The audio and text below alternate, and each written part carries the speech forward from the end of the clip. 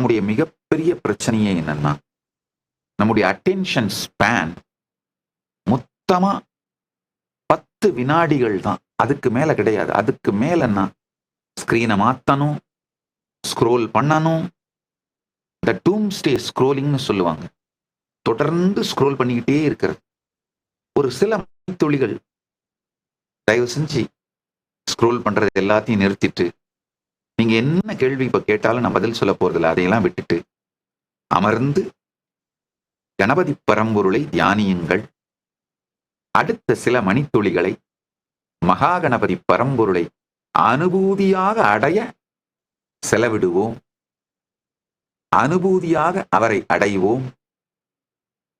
My மியூசியம்ன்ற ஒரு அன்பர், புதிய தலைமுறை தொலைக்காட்சி வழியா இணைந்திருக்கிற அன்பர், இன்று நிறைய எனக்கு கான்ட்ராக்ட் கிடைக்கணும்னு கேட்டிருக்கீங்க.